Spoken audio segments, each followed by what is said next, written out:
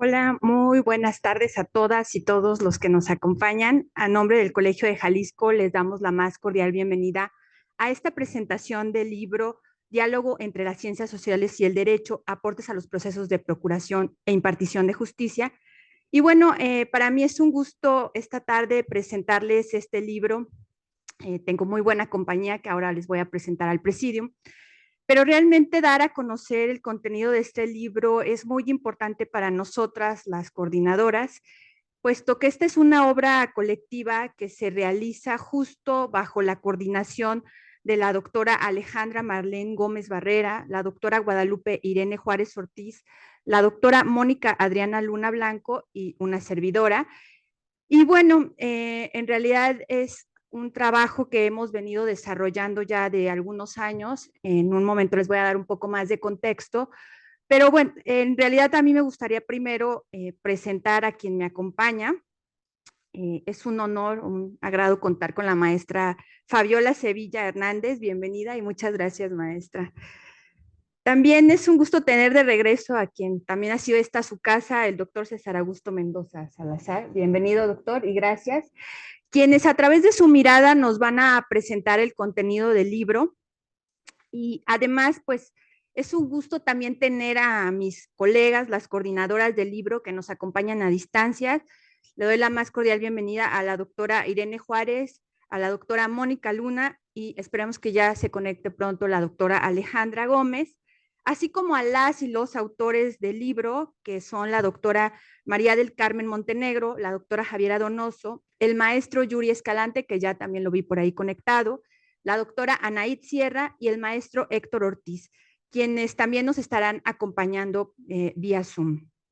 Por supuesto que agradezco a las autoridades del Colegio de Jalisco, a nuestro presidente, el doctor Roberto Arias de la Mora, y a la secretaria general, la maestra Ichel Ruiz Anguiano, por todo el apoyo concedido para la realización de este evento, así que también al equipo de comunicación, de logística, que sin ellos esto tampoco sería posible, y a los de sistemas, sin duda.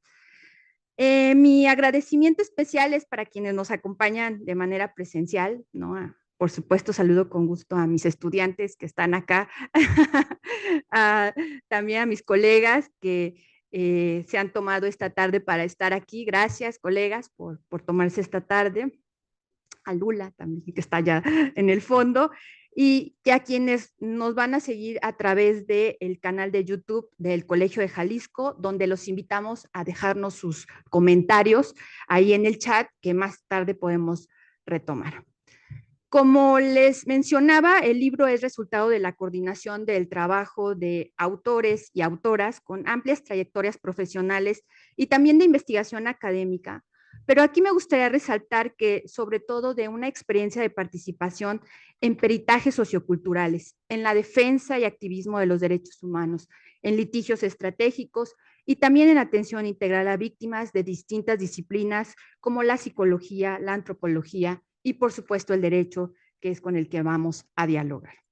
De ahí que la mayoría de los capítulos que vienen en esta obra, pues se presentaron previamente en el Seminario Permanente de Antropología del Derecho, el SPAD, que este es un campo de estudio de alguna manera novedoso que se ha caracterizado por la estrecha relación entre la teoría y la práctica. Fue ahí en ese espacio que desde el 2018 pues nos surgió la idea de organizar este manuscrito, pero bueno, por varias circunstancias se hizo realidad hasta recientemente al vernos favorecidas en los resultados de la convocatoria de la colección Tendencias Jurídicas emitida por la Facultad de Derecho de la UNAM en coordinación con la editorial Tirando Blanche. Por supuesto que aquí la doctora Alejandra Marlene tuvo un papel muy relevante para impulsar el proyecto en el marco de esta convocatoria. Así que, como verán, pues el libro tiene el sello de la Facultad de la UNAM de Derecho y la editorial Tirando Blanche. Finalmente, pues el libro quedó integrado por 8 capítulos y lo tuvimos impreso a principios de este año, donde ya se distribuyó en las librerías. Y bueno, yo me comuniqué a Tirando Blanche para solicitarle libros para su venta y me dijo que lamentablemente ya no hay en la bodega, en sus almacenes, el libro ya se agotó, lo cual nos da mucho gusto, así que lo pueden encontrar en alguna librería o de manera también en el formato digital a través de el sitio electrónico de la editorial. Pues sin más preámbulo, me voy a permitir dar la palabra a la maestra Fabiola Sevilla, no sin antes presentar una breve semblanza curricular de ella. Es licenciada en Antropología Social por la ENA y maestra en estudios sobre la región por esta casa de estudios, el Colegio de Jalisco, lo cual nos da mucho gusto. Es doctoranda en Antropología Social por la Escuela Nacional de Antropología e Historia y actualmente tiene su tesis en proceso titulada Análisis de las prácticas rituales y relaciones de género durante la fiesta a San Marcial Obispo a través de la participación de mujeres zapotecas blaseñas que viven en el área metropolitana de Guadalajara y mediante el uso de la etnografía feminista. Actualmente es profesora de la licenciatura en Pedagogía y en la maestría en Estudios de Género, Sociedad y Cultura en la Universidad Pedagógica Nacional 141 en Guadalajara. Desde el 2023 es coordinadora del Seminario de Etnografía Feminista y Pedagogías Alternativas. También es investigadora asociada al Foro Latinoamericano de Antropología del Derecho, el FLAD, del cual pertenecemos varios de los que vamos a hablar el día de hoy aquí, y miembro de la Red Mexicana de Ciencia y Tecnología. Entre sus intereses de investigación se encuentran la antropología y la etnografía feminista, la migración interna, la resistencia y ritualidad, así como las mujeres, lazos sociales y trabajo, además de los feminismos y estudios de género. Entre sus publicaciones recientes podemos mencionar la Red de Paisanaje de Mujeres Blaseñas del Istmo de Tehuantepec en el área metropolitana de Guadalajara, 1980-2022, en Lilia Vallardo y Giselle Macías, Redes Femeninas en la Historia y en la Actualidad, un libro publicado también aquí por el Colegio de Jalisco. Entonces, sin más preámbulo, adelante, maestra.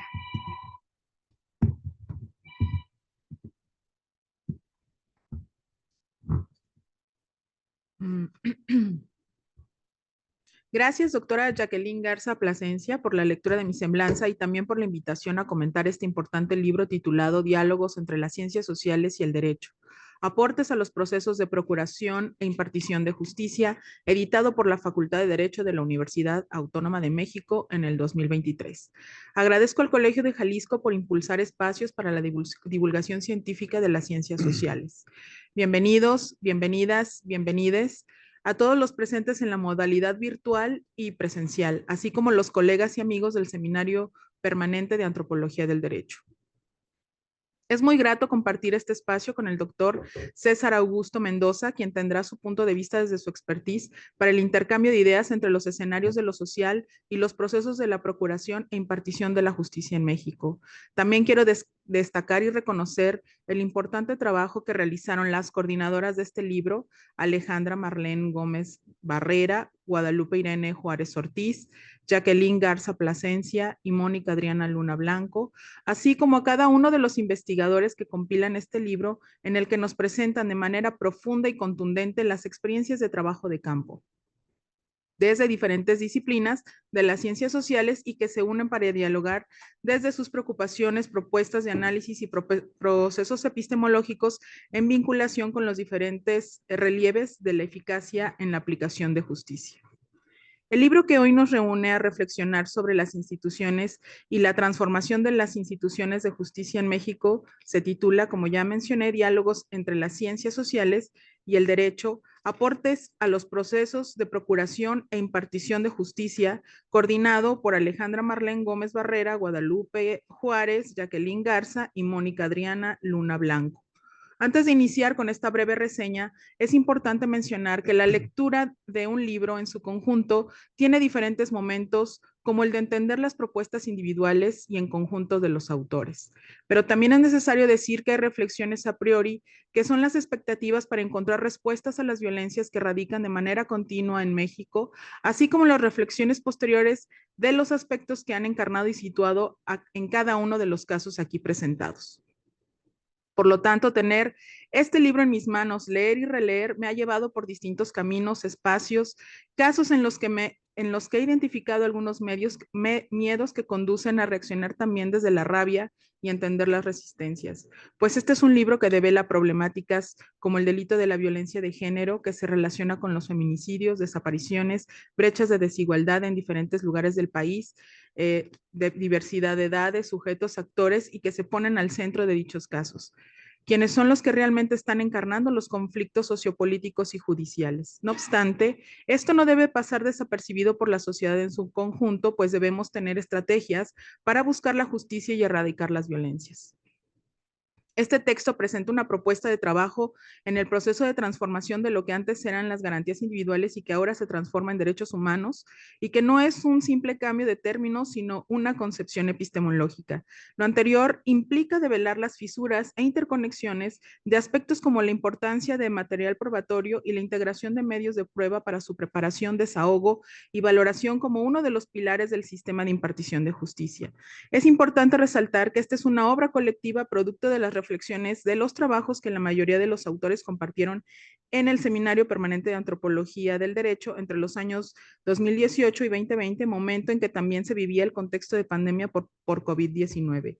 Las instituciones que han coordinado este seminario del Foro Latinoamericano de Antropología y Derecho, Sección México, son la Escuela Nacional de Antropología e Historia, el Colegio de San Luis y el Colegio de Jalisco. Los textos que integran este libro son 8 capítulos que contribuyen no solo a la comprensión de los fenómenos jurídicos a partir de la confluencia de métodos y disciplinas como la psicología, antropología, sociología y el derecho, sino que hay una suerte de diálogo imbricado entre cada una de las propuestas al interior de este libro, ya que cada una de las autoras y autores da cuenta del trabajo colectivo en el seminario. Es decir, en cada capítulo se complementan los procesos epistemológicos a través de la polifonía y los conocimientos situados del trabajo de campo. Capítulo 1 se titula Las mujeres víctimas de la violencia de género estereotipadas en el ámbito forense, de María del Carmen Montenegro Núñez, quien presenta un texto reflexivo, crítico y propositivo en el que enuncia y denuncia la manera en que las instituciones y la burocracia de las mismas han estereotipado los procesos de evaluaciones psicológicas que aplican los psicólogos a las mujeres víctimas de violencia.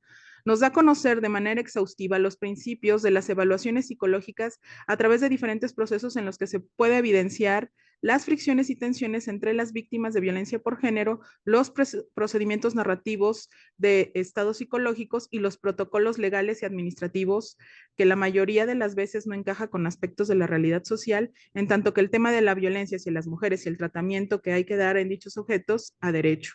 Es necesario enfatizar que las evaluaciones y pruebas periciales en psicología son fundamentales, ya que aportan elementos clave cuando la libertad de una persona está en discusión, así como el identificar posibles atenuantes. El marco normativo de la participación de las las psicólogas está estipulado en la Ley General de Víctimas en sus artículos 4, 5 y 6, y se estipula que debe de dar atención profesional a las víctimas en dignidad y con enfoque diferencial y especializado y que cualquier omisión que afecte los derechos humanos, es decir, a cualquier persona, puede ser víctima. La problemática presentada es que las evaluaciones periciales psicológicas no son usadas para evaluar actores delictivos, pero tampoco se debe prescindir de estas evaluaciones. La burocracia institucional hacia las mujeres víctimas de violencia las ha estereotipado en escenarios forenses, por lo que la autora da cuenta de los testimonios de mujeres para entender que los estereotipos de género se han naturalizado, al igual que los roles de género en tanto cuestiones emocionales y expresiones de sentimientos.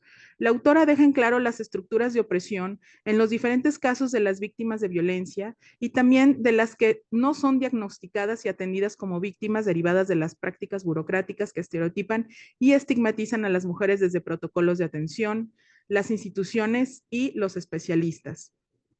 Lo que sería importante es buscar los mecanismos para despatriarcalizar las leyes y las prácticas institucionales de los especialistas que atienden los casos de mujeres víctimas de las violencias.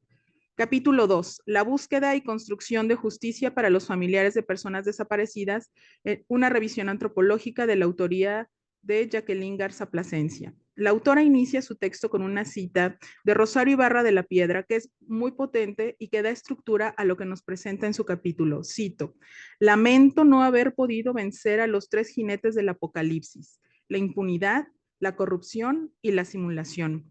Este texto es el resultado del trabajo etnográfico en el que la autora da evidencia de las capas en las que habitan los actores organizados que experimentan la desaparición de sus familiares.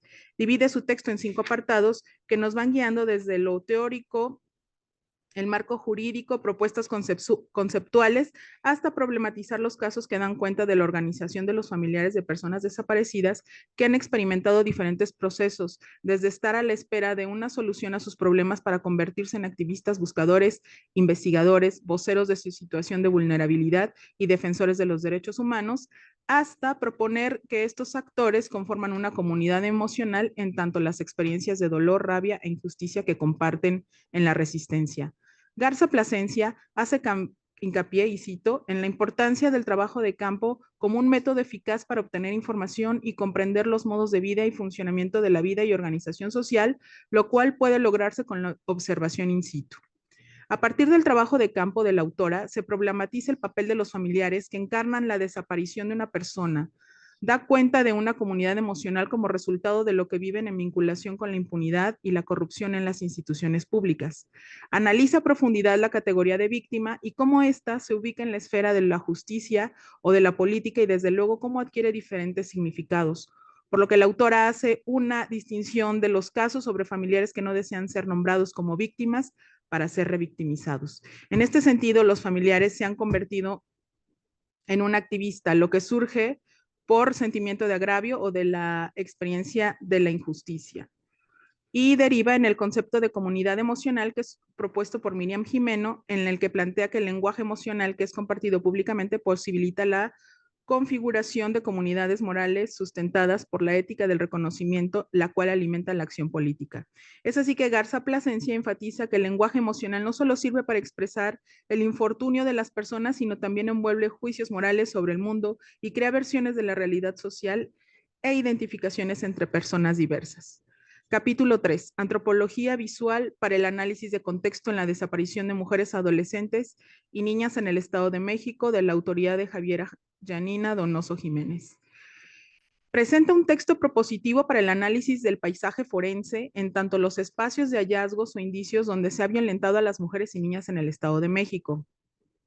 Esta propuesta de análisis es el resultado de una consultoría financiada por la Unión Europea a través de Redim México para el área de análisis de contexto de la Comisión Nacional de Búsqueda de Personas, en el marco de alerta de violencia de género en el Estado de México en el 2020.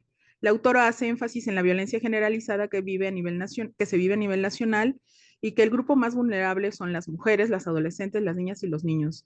Estas violencias van en aumento progresivamente y se deriva de factores políticos y del crimen organizado. Donoso Jiménez da cuenta de una tipología de desapariciones, las que clasificó en trata con fines de explotación sexual, trata para la realización de actividades ilegales, feminicidio como resultado de la violencia doméstica, agresión sexual, presencia de bandas criminales y asesinos seriales.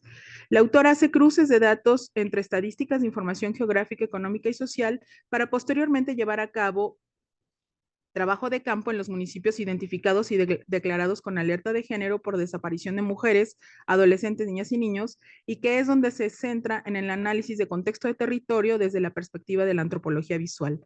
Por ende, observar, sistematizar y analizar el acervo fotográfico obtenido en el trabajo de campo y la experiencia de la observación directa del territorio desde el registro visual fue con la finalidad de explorar escenarios representativos en los que se construye una investigación sensorial, visual, corporal e intersubjetiva, que anula lo colectivo. Dicha sistematización de información no se realizó con fines de criminalizar a los barrios pobres o precarios, ya que se consideró que estos espacios son oportunos para los victimarios.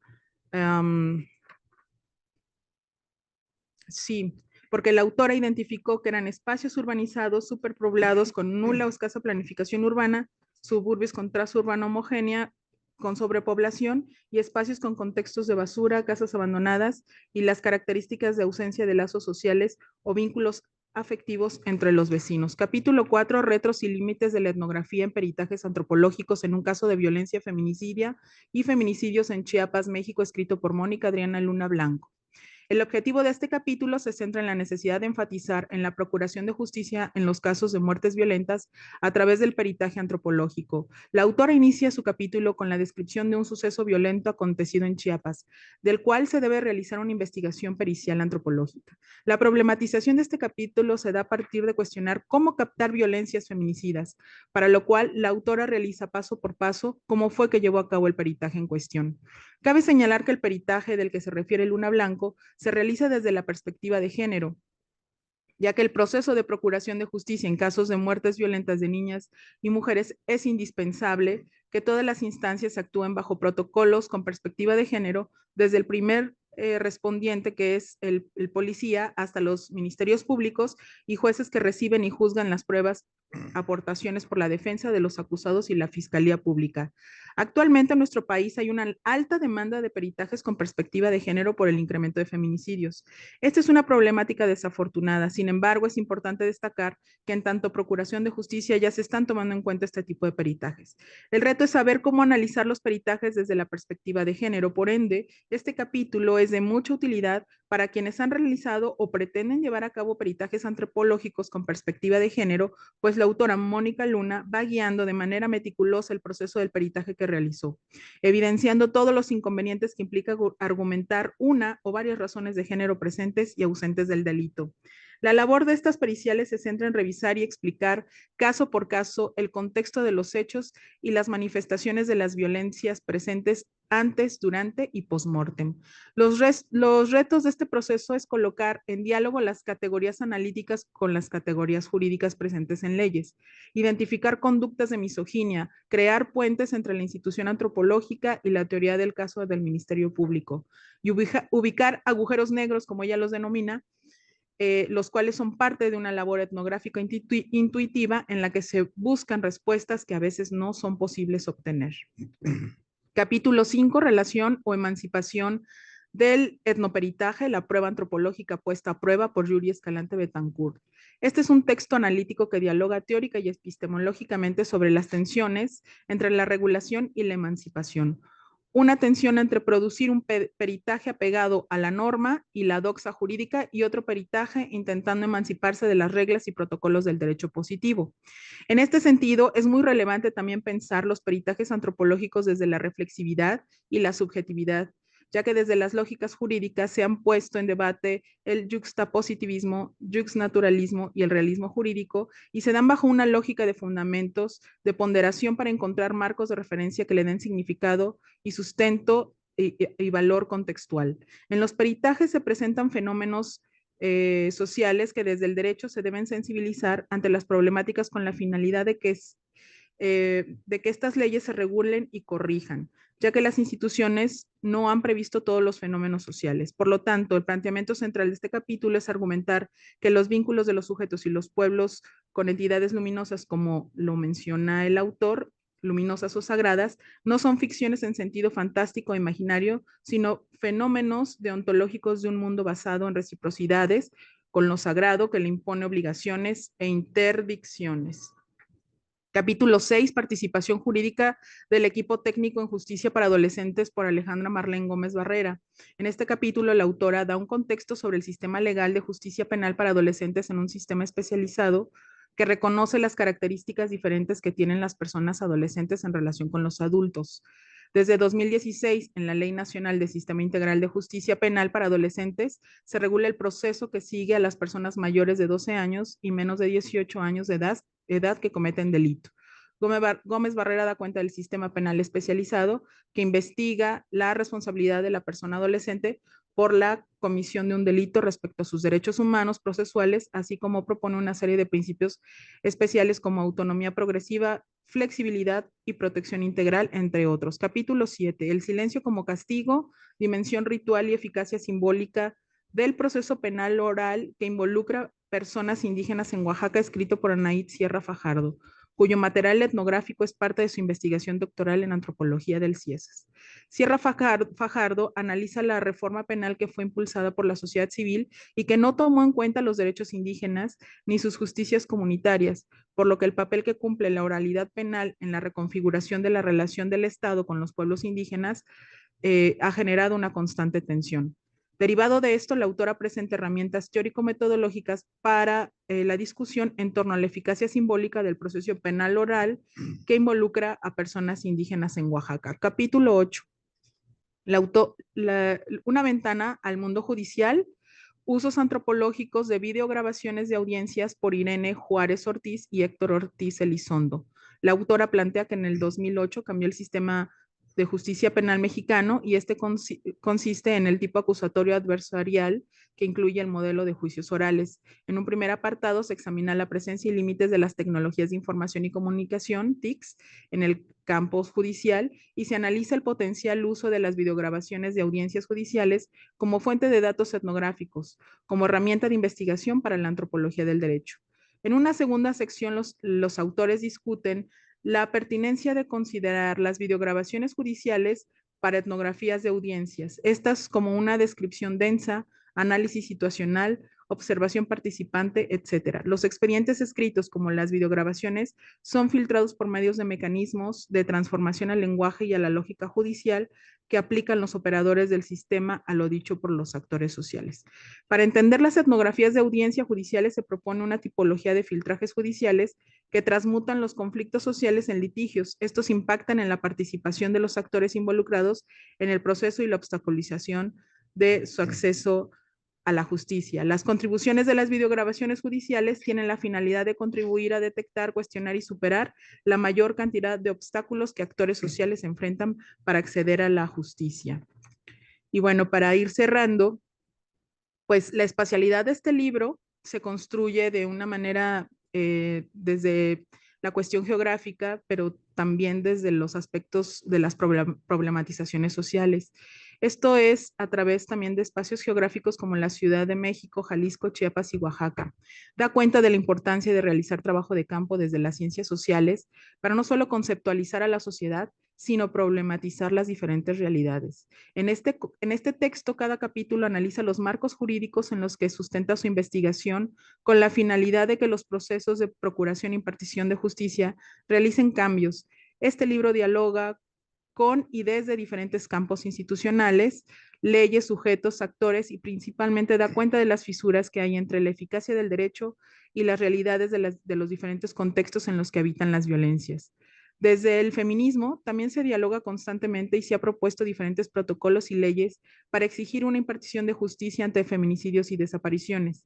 Es importante tomar en cuenta los avances que se tienen en esta materia del derecho, pues no se podrá hacer o ver un cambio de facto si no es a partir de lógicas de la exigencia de justicia ante hechos de violencia continua en México. La etnografía no es únicamente un método de la antropología. Desde mi punto de vista, la etnografía es la que da cuenta de la epistemología en cada investigación y en caso de construcción de peritajes, los cuales tienen que dar cuenta de aspectos como clase, raza, género, etnia, orientación sexual, religión, etcétera, no como categorías de análisis por separado, sino en conjunto. Al respecto, la interseccionalidad es crucial en el trabajo de los derechos humanos porque nos ayuda a entender cómo las diferentes formas de discriminación y opresión pueden interactuar y exacerbarse mutuamente. Respecto a las múltiples dimensiones de la identidad, la interseccionalidad reconoce a las personas que tienen múltiples identidades, como ya mencioné, género, raza, clase social, orientación sexual, discapacidades, etcétera. Estas identidades interactúan entre sí y afectan de forma en que la forma en que experimentamos el mundo y enfrentamos la discriminación. Experiencias de opresión, las personas no experimentan la opresión de manera aislada. La interseccionalidad busca comprender cómo estas experiencias se entrelazan y amplifican. Respecto al contexto y poder, la interseccionalidad también considera al contexto social y las estructuras de poder, como por ejemplo las políticas públicas, las instituciones y las normas culturales que pueden afectar de manera diferente a las personas según sus identidades.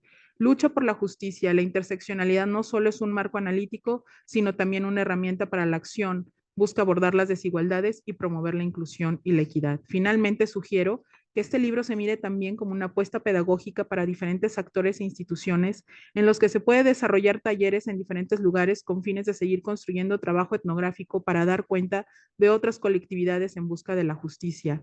Otro aspecto importante a considerar es el vínculo que se presenta en la revisión de expedientes y construcción de archivo en tanto memoria colectiva como también el aspecto de las propuestas de cuestionar los documentos y fuentes con otras lógicas de investigación.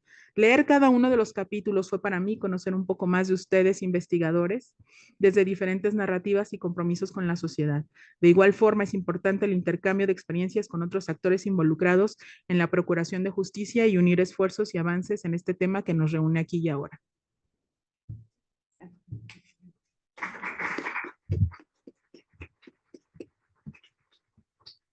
Muchas gracias, maestra Fabiola. La verdad es que has hecho un recuento impresionante, ¿no? De los 8 capítulos que integra este libro. Pero bueno, creo que también algo que nos planteamos en esta presentación del libro fue eh, rescatar o recuperar la visión de los antropólogos, decíamos, hace falta, ¿no? Tener una visión antropológica sobre el libro y particularmente por eso tratamos de decir, bueno, hablemos de la antropología y del trabajo de campo y de la labor que hemos hecho desde ahí en disciplinas que eran poco consideradas por los juzgadores, ¿no? En este sistema de justicia, a pesar de que hoy ya se exigen estas perspectivas de género, perspectiva eh, en las adolescencias en conflicto con la ley, etcétera, etcétera, pero consideramos también muy pertinente abrirnos al diálogo, por supuesto, con la parte del derecho. Entonces, de ahí que hayamos invitado a nuestro siguiente comentarista,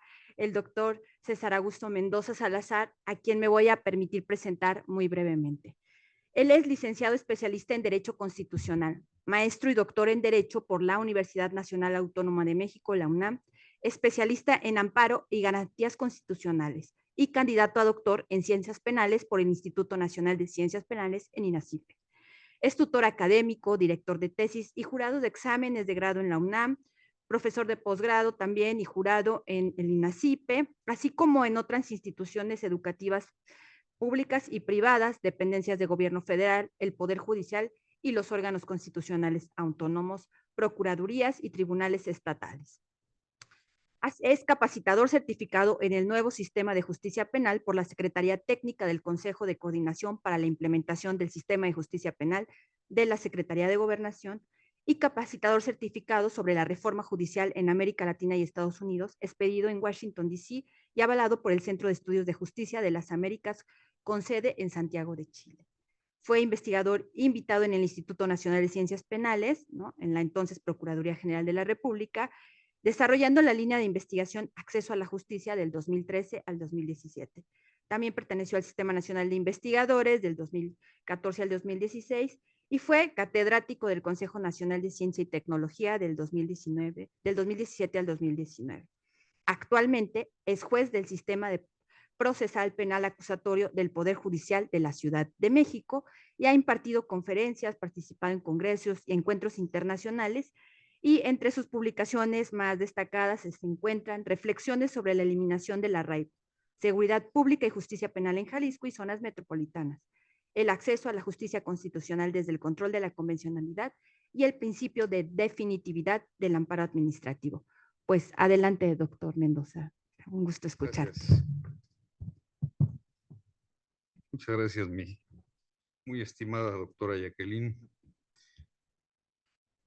Primero, mi agradecimiento por la invitación a platicar con las personas que están pendientes de la transmisión y que están físicamente también aquí de este texto. Igualmente saludo a la maestra Fabiola, un gusto compartir esta mesa con ustedes. Y por supuesto dar las gracias al Colegio de Jalisco, que en algún tiempo también pertenecí en el área de investigación como investigador adscrito al Consejo Nacional de Ciencia y Tecnología, pero comisionado a este colegio. Y bueno, eh, la verdad es que para mí fue algo diferente a lo que he estado acostumbrado, textos eminentemente jurídicos, con ese cierre, con esa forma, yo diría, cuadrada, rígida, de analizar los fenómenos a través de la norma. Me parece algo importante que se plantee que no solamente hay que ver los fenómenos de esa manera, sino hay que utilizar otras perspectivas para poder entrar a su análisis y en su caso o en su oportunidad, pues proponer alternativas de solución que no necesariamente cursen por verificar que se adecue al caso concreto desde la perspectiva, como decía, de los textos jurídicos. jurídicos legislativos.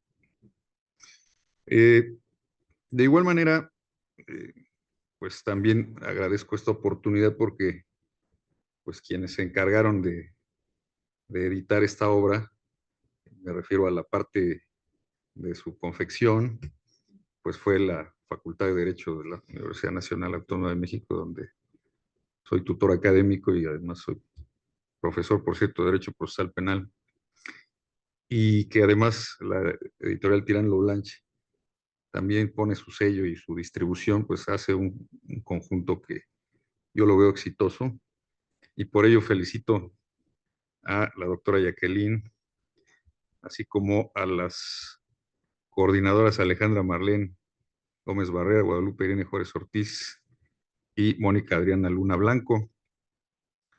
Y por supuesto, sin dejar de extender mi felicitación a María del Carmen Montenegro Núñez, Javiera Yanina Donoso Jiménez, Yuri Escalante Betancourt, Laura Anaid Sierra Fajardo y Héctor Ortiz Elizondo. Enhorabuena por una obra de calidad. Como mencioné, estas dos instituciones que participan en el proceso de edición y de posteriormente distribución, pues son destacadas, son connotadas y se advierte que hay seriedad para la publicación, y ello habla de la calidad de los trabajos que para ese efecto fueron presentados.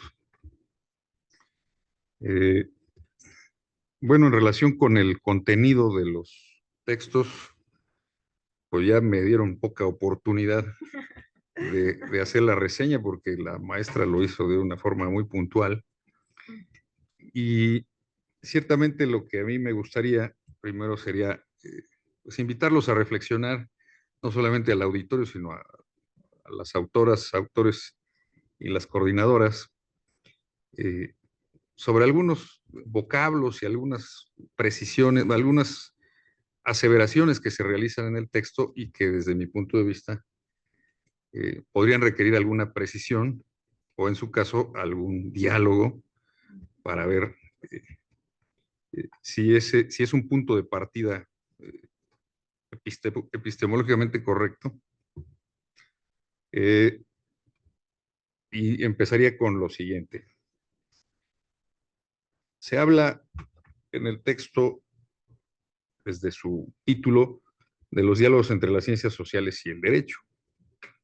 Yo me preguntaría si esta implicatura significa que el derecho no es una ciencia social. Si hay que dialogar entre las ciencias sociales y el derecho, significa que no pertenece, y entonces ahí yo plantearía una primera discusión. Ya se ha manejado históricamente la idea de que el derecho no es una ciencia, y yo considero que sí lo es, pero ciertamente hay distintos textos que hablan de la no cientificidad del derecho, pues invocan datos muy sencillos, como decir, tome dos casos idénticos, elabore dos demandas, presente las dos demandas incluso en el mismo juzgado, y le aseguramos que el resultado va a ser diferente. Pues bueno, sí, no puedo repetir el fenómeno como arrojar unas gotas a cierta temperatura ni al nivel del mar o de cierta distancia del nivel del mar, y obtener y repetirlo y obtener el mismo resultado, ¿no? Por supuesto que el derecho no puede manejarse de esa forma, pero sí tiene sistemática y sí tiene base teórica y sí tiene una posibilidad de ser estudiado y analizado desde una perspectiva científica. En otras palabras, el método científico sí se puede aplicar al derecho. Bueno, eso como decía, solamente es un acto no de provocación, pero sí de reflexión en cuestión del título. Bueno, por otra parte, observo que este trabajo transita, como ya nos externó la maestra Fabiola, por varios aspectos, y que yo diría que los puntos primordiales donde se encuentran estos trabajos, pues están en la violencia, ¿no? Principalmente la violencia de género, o sea, la violencia, está la desaparición y está el funcionamiento del proceso penal acusatorio. Violencia, desaparición y funcionamiento del proceso penal acusatorio, dentro de los cuales, si me permiten, cerrarla un poquito más y decir a través de qué aspecto circunda este texto, pues es la cuestión victimal. Yo digo desde ahora, no soy especialista en victimología, esa no es mi área específica, pero todos los días tenemos acceso a peticiones y a circunstancias específicas de personas que sí tienen ese carácter y que en el caso de su servidor o de algunos otros compañeros corresponde incluso determinar en ese momento si tienen o no esa calidad, dependiendo del contexto y dependiendo de los datos con que se pueda contar. A partir de ahí, me gustaría tomar como punto de partida este aspecto de las víctimas. Y observé que se hace el señalamiento, a partir, por supuesto, de la Ley General de Víctimas, que existen dos tipos de personas a las cuales se les puede designar víctimas de acuerdo con el acontecimiento que haya dado lugar a ese carácter. El primero de ellos es que haya recaído en su persona algún acto delictivo, y el segundo es que se les hayan violentado sus derechos humanos. Ahí entramos a una primera circunstancia. Entonces, víctima en el contexto mexicano, no voy a entrar en este momento al contexto interamericano, pero en el contexto mexicano, conforme a los textos legales en nuestro país, víctima es aquella o que fue sujeta de un delito o a quien se le violaron sus derechos humanos. ¿Por qué sería importante esta distinción? Porque generalmente la atribución de la violación de derechos humanos se enfoca a un órgano de autoridad, mientras que los delitos se enfocan a las conductas particulares. Pero esto no es tan exacto, esta división no es así tan diáfana. Hay algunas otras circunstancias. Por ejemplo, en la página 58 del libro se hace una aseveración que se atribuye a un manual del Centro Pro Derechos Humanos. Y dice que se denomina víctima del delito, voy a citar, cuando una persona es objeto de arbitrariedad y se daña su vida, integridad física o moral, posesiones o propiedad por parte de particulares, es decir, por personas que no son autoridades o funcionarios públicos.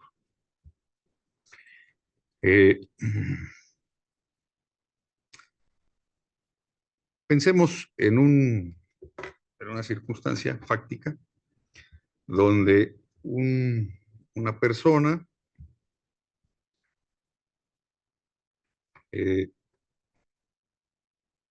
la detienen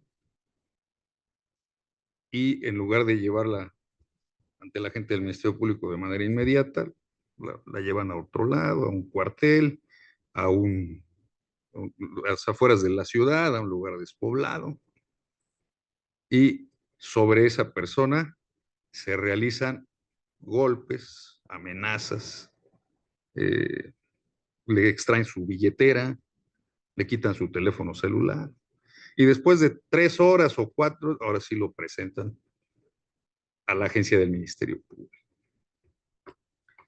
La pregunta es, ¿estos policías que realizan la detención y que llevan a la persona ante el Ministerio Público son servidores públicos o son particulares? Están actuando como servidores públicos. Y precisamente el Código Penal establece ciertos delitos que en el caso, por ejemplo, de la Ciudad de México, se le denomina ejercicio abusivo de funciones y engloba una serie de conductas que involucran a policías, a fiscales, incluso a titulares de un órgano jurisdiccional. Y precisamente ese carácter de servidores públicos es lo que en el derecho se llama la calidad específica que se requiere para que cometan esos delitos. Es decir, si un particular detiene a esa persona, le hace los mismos actos, comete otros delitos, pero no el de ejercicio abusivo de funciones, porque precisamente las funciones son de servidor público. Entonces, mi punto de vista es que esto requiere una precisión. Cuando dice personas que no son autoridades o funcionarios públicos, no necesariamente, porque en un delito cometido por servidores públicos sí se dan todas estas circunstancias y ya entonces no estaríamos siendo precisos con esta aseveración, que entiendo no es de la doctora, es de otra persona, pero mi opinión es que hace falta una precisión en ese sentido. Sí pueden servidores públicos realizar estas conductas y tratarse de delitos, no solamente individuos particulares. Vamos al otro lado, a las violaciones de derechos humanos. Normalmente, una violación de derechos humanos se atribuye a un órgano, un ente que ejerce autoridad. También en la teoría del derecho se le conoce como imperio, ¿no? O imperium, que significa sencillamente que tiene facultades para hacer cumplir sus determinaciones. Y en el caso de los órganos jurisdiccionales, lo está en el artículo 17 de la Constitución Federal. ¿Serviría de algo que se dictara una sentencia si estuviera a cargo de las personas destinatarias decidir si la cumplen o no? No, por supuesto que no tendría ningún sentido. Si ese órgano no puede obligar a que se acaten sus decisiones, pues entonces esa sentencia serán buenas intenciones, pero no normas individualizadas. Entonces, ¿qué quiero decir con esto?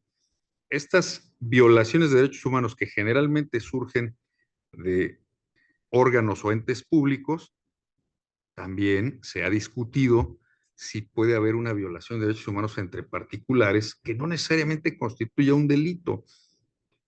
Si observamos los criterios de la Corte Mexicana, deja abierta esa posibilidad, que haya violación de derechos humanos entre individuos particulares. Pero si observamos el andamiaje jurídico que tiene que ver con esa posibilidad, vemos que está demasiado acotado. Incluso a través del instrumento protector más importante que hay en el orden jurídico mexicano, que como ustedes saben es el juicio de amparo, solamente se pueden plantear violaciones de esos derechos humanos respecto de individuos particulares que tengan funciones similares a las de una autoridad, ¿no? Si mi vecino llega y me corta el suministro de agua, pues no puedo plantear una violación de derechos humanos y presentar una demanda de amparo en contra de mi vecino por haber hecho esa circunstancia. No puedo. Necesito que exista una connotación que asimile a ese particular como un órgano de autoridad para que pueda yo reclamarle violaciones de derechos humanos sin que sea autoridad. Ejemplo sencillo. El banco. Llego con mi tarjeta y la ingreso en el cajero, pido que me den 5,000 pesos y me dice que está bloqueada la cuenta. Entro a la ventanilla y llego, saco mi credencial, quiero 5,000 pesos y me dicen en la caja, está bloqueada su cuenta, pase allá con el gerente. Ya me formo y paso con el gerente y le digo, ¿qué pasa? Pues, efectivamente, su cuenta ha sido inmovilizada. Bueno, pues en este momento le solicito información respecto de quién ordenó la inmovilización para los efectos conducentes. No le puedo dar esa información, tiene que dirigir un escrito al órgano o al área jurídica del banco para que le puedan dar respuesta en eso. Entonces, ¿qué hago? Si ese banco es un individuo particular, si ese banco es una SA o es una sociedad de crédito, de acuerdo con haya estado constituida, no puedo hacer nada porque se trata de un individuo particular, pero momento, si este banco es ejecutor de una orden del Ministerio Público, de una orden del SAT, de una orden judicial que dice bloqueale su cuenta bancaria, inmovilízale su cuenta bancaria, entonces tiene funciones que se equiparan a las de autoridad y se las da una norma, la Ley de Instituciones de Crédito. En ese sentido, contra ese banco sí puedo presentar una demanda de amparo. Contra el notario también, porque el notario es un individuo particular, pero realiza actos similares a los de autoridad, retiene impuestos, ¿no? Hace el cobro, la retención y el entero al órgano fiscal. ¿Qué más cosas hace el notario público? Me protesta para conducirme con verdad, tiene fe pública. Es decir, esas funciones públicas que realiza este notario particular se asemejan a las de una autoridad. Entonces, contra sus acciones sí puedo plantear esa vía del amparo. Entonces, ¿qué es lo que pretendo con estos planteamientos? No podemos estar en un extremo o en el otro. Es necesario que revisemos cuál es la regla, cuál es la salvedad en cada caso particular, ¿no? Víctima de delito, vamos a ver la regla y vamos a ver el caso particular. Víctima de violación de derechos humanos, vamos a ver la regla y vamos a ver el caso particular. Ese es el método que se impone, desde mi opinión, al análisis de este tipo de casos de violencia. Bien.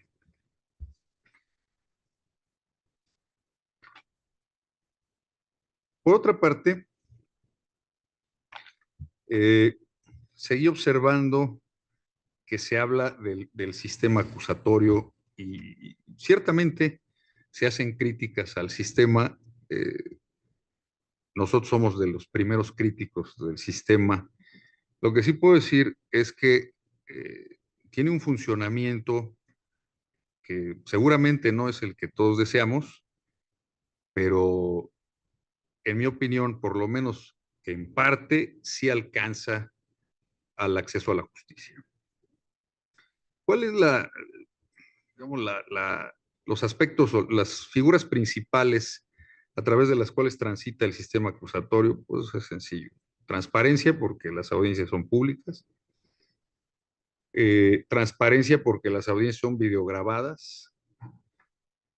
Y la posibilidad de que sea precisamente el encargado del órgano jurisdiccional el que tome la decisión en el caso concreto y no alguien más. En el proceso escrito, pues tenía cosas buenas y cosas malas, pero el proceso escrito principalmente evitaba ese contacto entre los justiciables y el titular o la titular del órgano. Yo les puedo decir que hay circunstancias que permiten visualizar a ese órgano jurisdiccional los aspectos que no pudo ver o no podría ver si todo fuera por escrito. Me voy a referir a un caso concreto.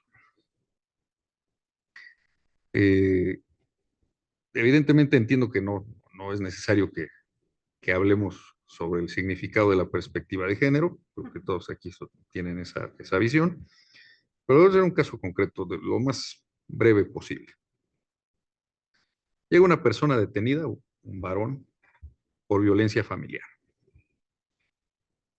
Cuando la violencia familiar, al menos en el Código de la Ciudad de México, vigente en la Ciudad de México, cuando la violencia familiar, diríamos, es simple, no tiene mayor connotación, es un delito que se persigue por querella, es decir, solamente la víctima puede ir a presentar una denuncia con ese carácter y en caso de que no lo haga en el plazo de un año, pues ese asunto no va a iniciar una investigación. Cuando esta violencia tiene alguna de las hipótesis que están en el código, por ejemplo, que sea contra una persona mayor de 60 años, por ejemplo, que se haya usado un instrumento punzocortante, armas, por ejemplo, que se haya realizado contra menores de edad, y un etcétera, se vuelve oficioso. Es decir, ya se trata de un delito que se va a perseguir de manera oficiosa independientemente de que la persona legitimada vaya a presentar su denuncia y pueda dar seguimiento a esa investigación. Cuando, insisto, es un ejemplo de la Ciudad de México, cuando esta violencia familiar es simple, la tramitan en ciertos órganos jurisdiccionales que están fuera del reclusorio. Y cuando esta violencia familiar tiene estas características de ser oficiosa, se tramita en los órganos que están adscritos al reclusorio. Bueno, en esta ocasión detienen a esta persona, era una violencia agravada por la persona, la edad de la persona, y inicia la diligencia, pues resulta que este señor golpeó a su mamá, ¿no? La persona mayor era su mamá, dado a ese parentesco será el delito de violencia familiar, y la golpeó en varias formas, la insultó. Fue tal la reacción de esta persona que la hija de este varón, la nieta de la víctima, llamó a la policía. Llegaron, les abrió, ingresan los policías, y cuando ingresan los policías todavía la persona seguía golpeando a, a la señora. Decían que le golpeaba en el brazo como intentando lastimarla, no eran golpes fuertes, pero la lastimaba. Los policías les constó, vieron esa conducta. Cuando le exigieron que se detuviera, entró a la cocina, sacó 2 cuchillos y amenazó a los policías, por lo cual tuvieron que desalojar, lo desarman, lo detienen y lo presentan. ¿Cuál es el punto específico al que me quiero referir? Desde el momento en que inició la diligencia, la víctima pidió la palabra. Y en esa petición de la palabra tenía la intención, porque así lo comunicó en la audiencia la asesoría jurídica, es decir, el abogado de la víctima, tenía la intención de que se le concediera a él una suspensión condicional del proceso.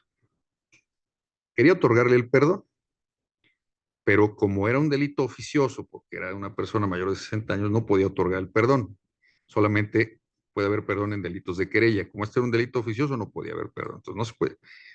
Pero lo que sí es posible es una suspensión condicional. La sanción, la media aritmética de la sanción de prisión que corresponde a este delito no rebasa 5 años, la media aritmética.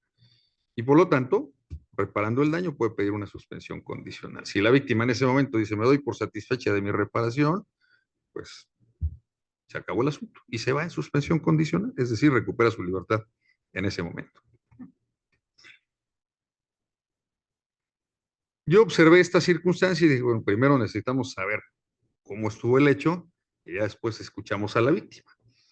Y dije, sí, con mucho gusto la voy a escuchar, pero en este momento necesito calificar la detención y posteriormente hacemos la referencia.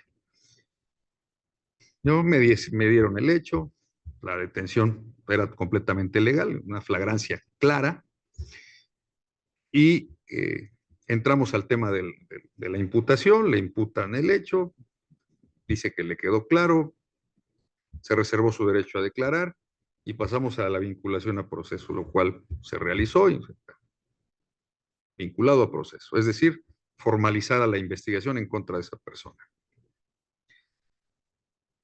Concluye eso y entonces ahora sí hacen uso de la palabra. Las partes, pues ya la señora había hecho una labor de convencimiento con su abogado victimal y con el Ministerio Público para que no se opusieran a la suspensión condicional. Y la escuché lo que me dijo, sus razones, todo lo que... Cuando se habla aquí de las audiencias, sí me parece que tiene una relevancia grande que podamos tener el estudio de lo que pasa en esas audiencias. ¿Por qué? Porque yo cuando escuché a la persona, la escuché con miedo. Porque yo cuando escuché el relato de cómo fueron los hechos, observé un riesgo alto. E independientemente de la voluntad de ella y de la no oposición de las otras partes, la obligación del órgano jurisdiccional es velar por la integridad de las víctimas. Y en este caso particular hice valer un precepto del Código Procesal que dice, ya están todos los requisitos para la suspensión condicional, es decir, no le faltaba nada a este señor para obtener esa salida alterna. Pero yo consideré que tenía que realizarse una evaluación previa para efectos de verificar cuáles serían, pues, las condiciones que podría cumplir esta persona y si no había algún riesgo para la víctima. En pocas palabras, pues no permitir que una violencia familiar se convierta en feminicidio. Y bueno, opté por esa situación, dije que no, y pasamos a debate de medidas cautelares. Evidentemente la gente del Ministerio Público pidió prisión, se hizo el debate y el señor se quedó en prisión preventiva. Finalmente, pues yo los exhorto a que lean estas propuestas sobre los aspectos victimales, antropológicos, psicológicos de violencia, porque lamentablemente nuestro país está inmerso en estas cuestiones y pues en la medida de nuestras posibilidades debemos tratar de abatir ese crecimiento de la violencia y por supuesto defender la Constitución, que es la que nos representa y la que nos protege a todos. Un país sin una Constitución que tenga los elementos indispensables para que la convivencia sea la correcta, que tenga instrumentos de tutela cuando los órganos públicos quebranten o violenten estas instituciones, es un prontuario de buenas intenciones y eso no lo dije yo, lo dijo en su momento el gran profesor que generó la Constitución austriaca de 1920, Hans Kelsen. Muchas gracias por su atención y nuevamente felicidades.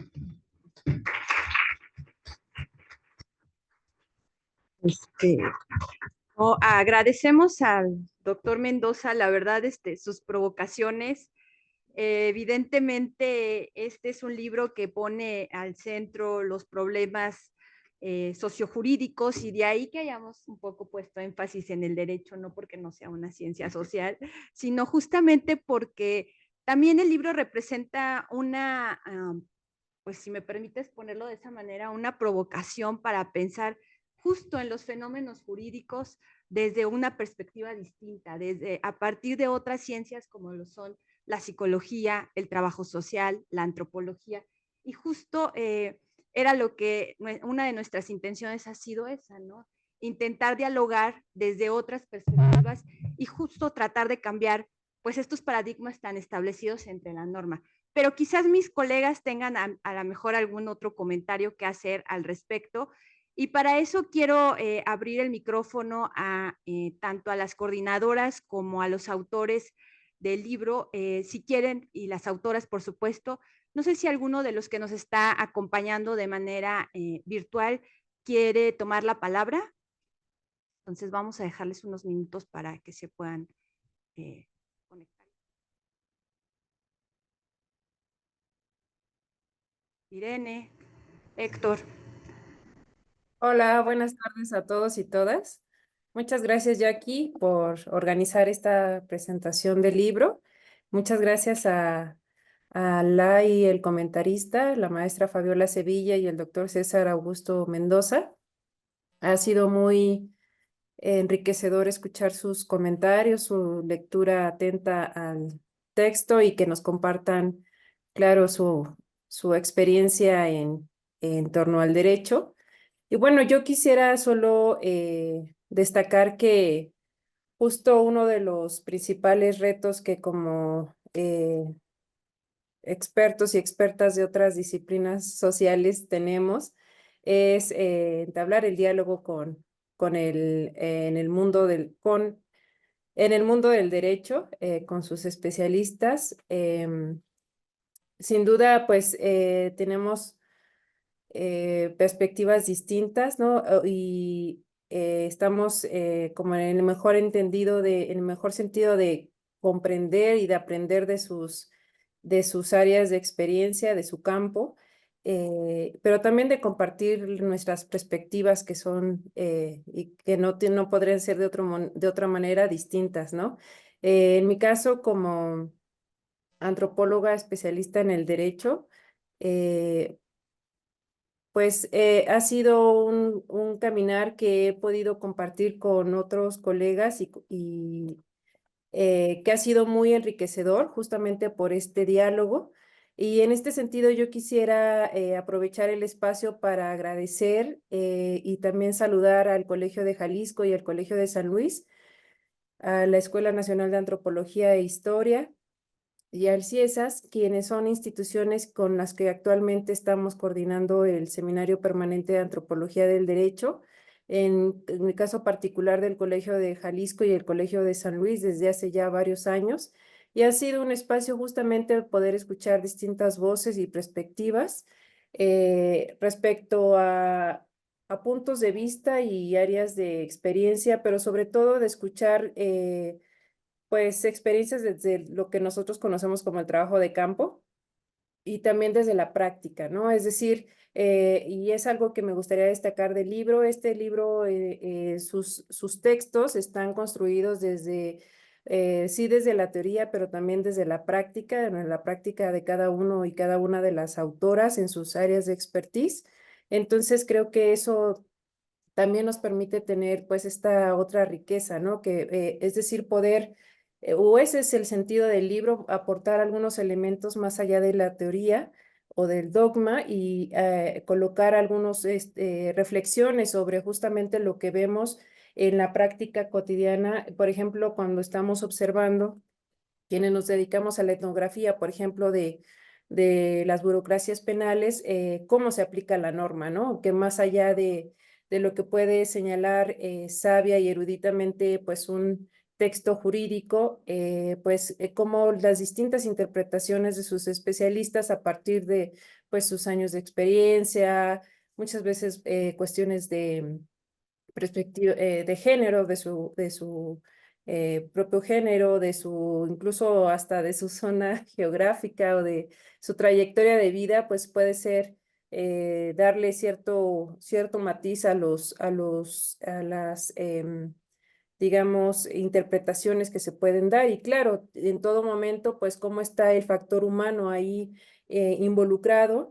Y pues algo que también hemos hecho desde el SPAD, desde el Seminario de Antropología y en particular desde el Foro Latinoamericano de Antropología del Derecho, que es, digamos, la red desde donde surge el SPAD y otros espacios, pues es valorar el trabajo de los y las juzgadoras, reconocerles su calidad de personas, de seres humanos que tienen trayectorias y que día a día están en continuo contacto con no solo digamos, dificultades, sino el dolor, ¿no? El dolor de las personas. Y en este sentido, pues buscamos contribuir con nuestras reflexiones desde nuestras trincheras pues, colocar otros puntos de vista, otros matices en este sentido. Y bueno, yo solamente agradecer nuevamente la oportunidad que nos dan de escucharles como comentaristas y agradecer nuevamente a mis colegas Alejandra Gómez, Jacqueline Garza y Mónica Luna por la coordinación de este libro y a todos los y las autoras la confianza que tuvieron en el texto. Muchas gracias.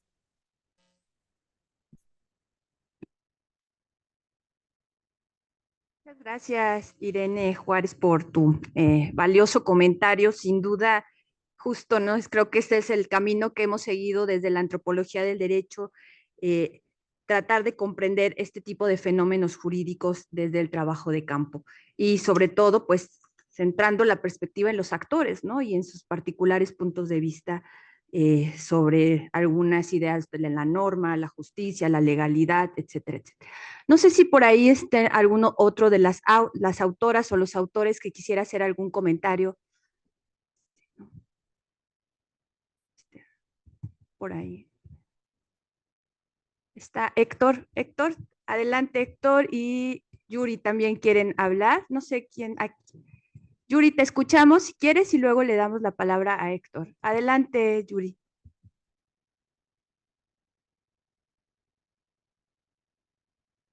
Gracias, Jackie. Pues igual felicitarnos todas, todos por la presentación del libro y de un libro que ya se agotó. Entonces eso, pues es doble felicitación para ustedes, las coordinadoras, y bueno, también los presentadores y presentadora. Yo creo que yo en el mismo sentido que estaba comentando Irene, creo que ahora que tenemos la oportunidad de releer el libro, de revisarlo, a mí me gustaría señalar cuál es la aportación de la antropología a, a los procesos de justicia. Y yo creo que históricamente sabemos que las instituciones del Estado mexicano estuvieron muy alejadas de la sociedad, ¿no? Y algo que se dice también es que eh, eh, la norma también está alejada de la realidad. O sea, ese es un fenómeno histórico, ¿no? Pero yo pienso que en las últimas décadas, en los últimos años, ha habido eh, cambios muy sustanciales en la justicia, en la procuración de justicia también, en la impartición de justicia, y que pues tenemos el antecedente de cómo se introdujo la teoría de los derechos humanos en la legislación, la reforma al Poder Judicial, eh, anterior, no sé, la que se quiere hacer, y sobre todo las reformas constitucionales de este siglo que introducen el principio de convencionalidad. Entonces yo creo que están, o sea, esas distancias que había, creo que se están achicando, y yo pienso que ahí es donde está la aportación del libro, yo creo que más que, digo, claro que está ahí el diálogo, pero más que un diálogo, el intento, yo creo que de los trabajos que hicimos y más de los que hacemos trabajo pericial en campo, es un diálogo, pero un acercamiento, como yo reiteraría lo que decía Irene, ¿no? De llevar ese sentido humano o ese sentido eh, vivencial de las personas y que pueda impactar en la sensibilidad de los jueces o de los operadores de la justicia. Yo creo que ahí está el aporte del libro en estas cuestiones o sea, que tenemos que volver al derecho y a la justicia más vivencial, más humana, y ahí están los trabajos, ¿no? Lo de la cuestión emocional, la cuestión del dolor. En mi caso, en el trabajo que yo elaboré, lo que estoy proponiendo es, digo, hay muchas cosas ahí que se pueden discutir, pero es como esta cuestión del manejo del dato que hace también el antropólogo, darle otro estatus, ¿no? Un estatus por ejemplo, yo debato ahí si lo que nos cuenta la gente son simples creencias o son simples datos, o si hay que darle también otro valor, o sea, que la representación y la interpretación que hacemos de esa información tenga otra calidad, ¿sí? Que puede ser lo decía también la doctora, ¿no? Que puede ser esta relación que se tiene con seres sagrados es una relación vinculante, es hasta una obligación. Entonces, esos planteamientos que hacemos en los trabajos creo que son los que para mí es lo sustancial del libro, y que, pues bueno, sí está por verse si nos estamos dando a entender o si estamos haciendo un trabajo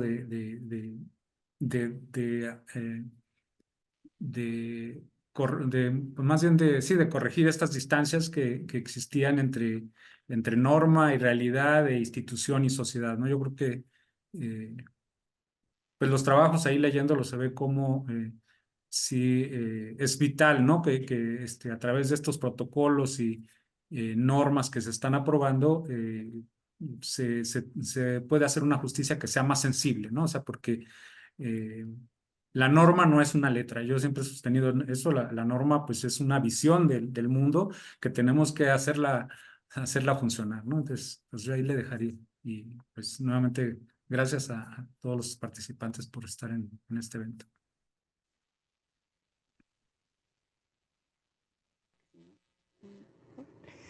Listo. Muchas gracias, Yuri, por hacernos siempre reflexionar, sobre todo desde tu experiencia en peritajes antropológicos o etnoperitajes. Le voy a dar entonces la palabra a Héctor Ortiz. Adelante, Héctor. ¿Qué tal? Buenas tardes. Pues antes que nada, pues más agradecerles a los dos comentaristas el tomarse el tiempo de leer nuestros textos, que también eso ya es agradable en sí mismo. Pero sí, pues más agradable que te podamos comentar un poco sobre nuestras ideas. Y bueno, y en ese punto sí me gustaría tomar un poco la invitación al diálogo. Precisamente en el aspecto de la cientificidad, pues, ¿no? Y de el diálogo. En particular, pues sí, porque no creo que tengamos mayor problema en reconocer la cientificidad de del derecho, pero eso no implica inmediatamente el diálogo. Precisamente porque el problema no es ontológico. Es decir, no se trata de ver qué disciplinas cumplen con qué criterios para ser reconocidas como científicas, sino con el hecho de que estamos en una relación estructural diferente, en donde quienes nos presentamos, pues en ese caso, digamos, mayoritariamente antropólogos, somos una voz invitada a participar del procedimiento. Y el procedimiento tiene todas las reglas del derecho. Y en ese sentido, pues bueno, primero hay que ser invitado. Y en realidad esa invitación fue muy reciente, es decir, la antropología empieza a tomar lugar en el juzgado a partir de los años 90, es decir, independientemente de que formalmente fuera posible hacerlo antes, la verdad es que en los hechos empezó a ocurrir desde los años 90 y eso en materia indígena en particular. Si vamos a la materia de género, en realidad la invitación es mucho más reciente, es decir, ya es del siglo XXI. Entonces, en ese sentido, nosotros estamos enfrente al derecho. Estamos, digamos, en el lado en el lado contrario, pues, ¿no?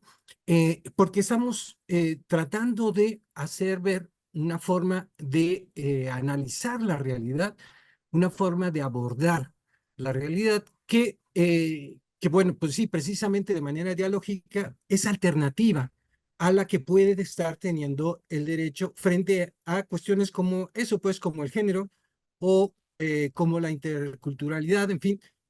Y en ese sentido, lo importante, me parece a mí, es la posibilidad del diálogo, es decir, primero, por lo que, como decía, por ser invitados, ¿no?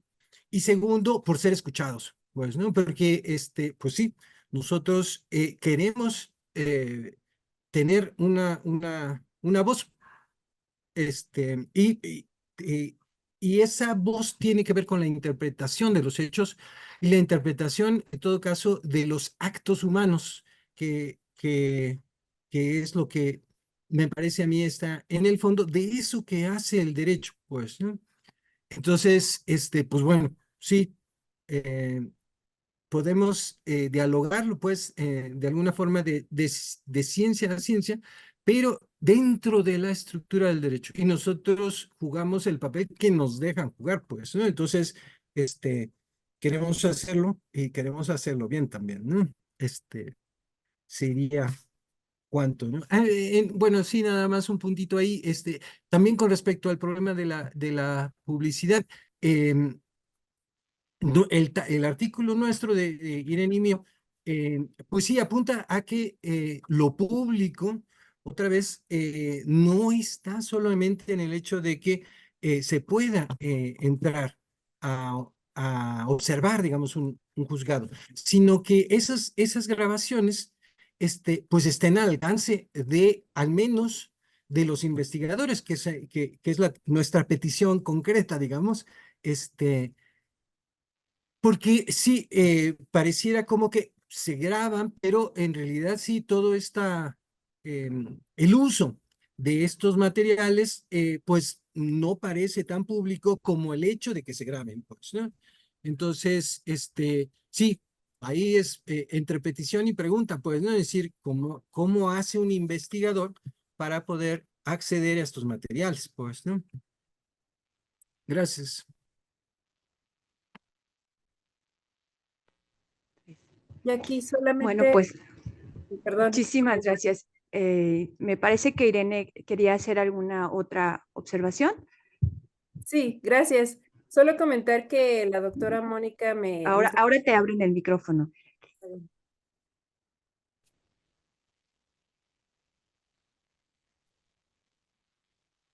Gracias. Solo comentarles que la doctora Mónica se disculpa, ella estuvo en la presentación, pero tuvo una falla técnica en su internet. Agradece mucho los comentarios, la lectura atenta y la coordinación de esta presentación y les saluda con mucho afecto. Gracias. Como se darán cuenta, pues es un libro interesante en términos de esta idea de, en principio, pensar una perspectiva, como lo decía Yuri, me gusta eso, más humana, ¿no? De aproximarnos a los procesos de procuración e impartición de justicia.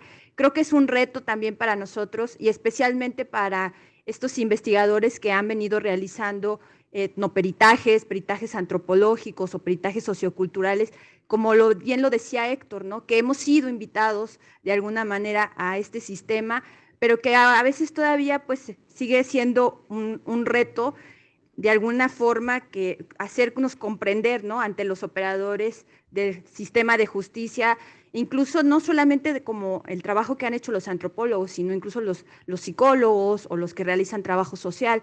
Es decir, creo que por ahí están los retos todavía y como alguna vez lo platicábamos, Fabiola, quizás tendríamos que hacer un tomo 2 de diálogos entre las ciencias sociales o a lo mejor diálogo entre las humanidades y el derecho, ¿no? O los procesos jurídicos para no dejar fuera al derecho como ciencia social, pero creo que pues este es un libro que tendrán que ustedes que consultar y decirnos, como decían bien mis colegas, si lo estamos logrando, si estamos logrando exponer esta perspectiva de pensar los procesos de procuración y justicia desde una visión más humana. Entonces, pues sin más preámbulos, pues voy a darle nuestras constancias a nuestros comentaristas, como es debido.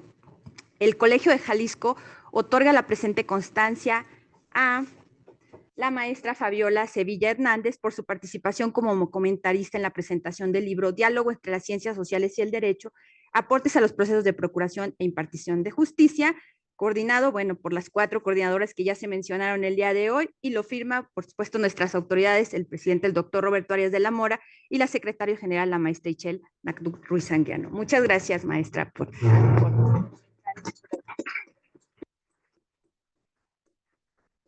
Asimismo, hago entrega la constancia al doctor César Augusto Mendoza Salazar por su participación también como comentarista y también pues firmado por las mismas autoridades. Muchas gracias, doctor. Sus comentarios y dejarnos reflexionar en estos procesos.